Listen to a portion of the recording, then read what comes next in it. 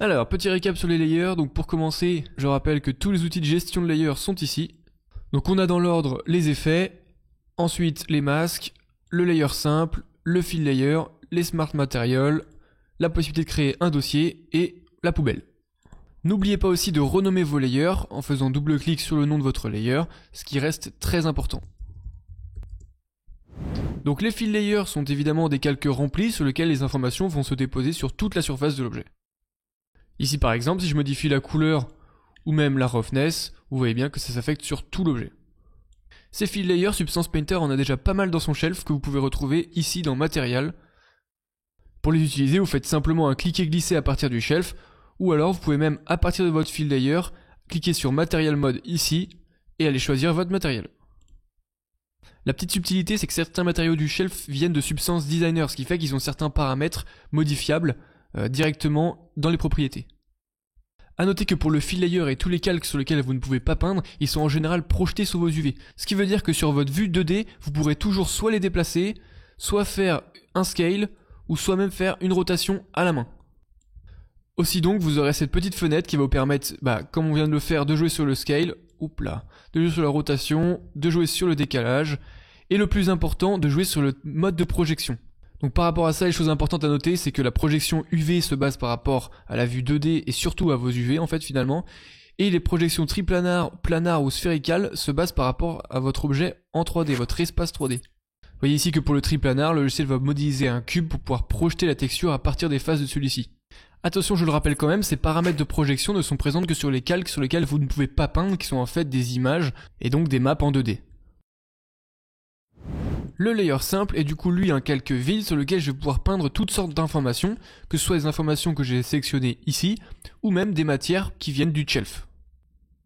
Pour ce faire, lorsque vous avez créé un layer et que vous l'avez bien sélectionné, vous pouvez cliquer sur une matière du shelf pour la peindre, ou même plus basiquement, si là j'enlève ma matière, je peux par exemple laisser cocher seulement la couleur ici, aller choisir une couleur souhaitée, et la peindre exactement de la même manière. Attention par contre, les layers simples produisent du destructif, c'est-à-dire que là je ne peux plus revenir sur ma couleur ou sur les informations que j'ai générées avec la matière un petit peu dorée ici. Les masques simples sont accessibles tout simplement ici, en cliquant sur Add White Mask ou Add Black Mask.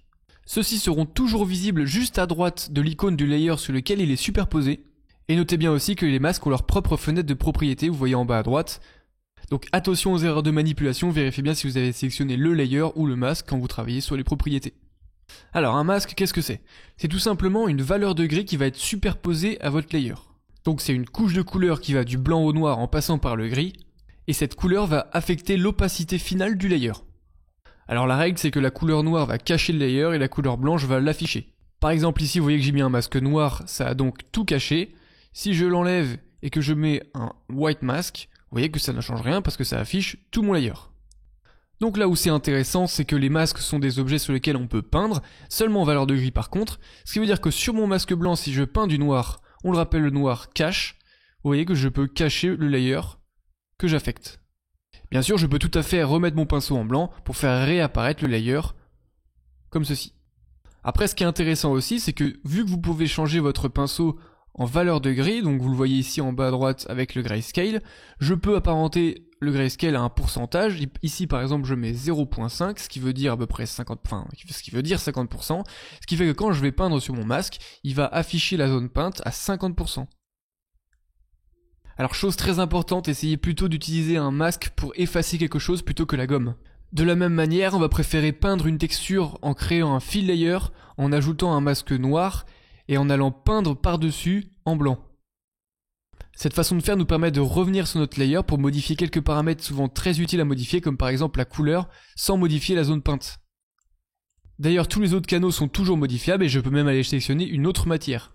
Chose qui vous sera impossible avec les layers normaux, c'est pour ça que je vous conseille vraiment de faire comme ça. Je précise aussi ici que les masques peuvent être très bien affectés à un dossier entier.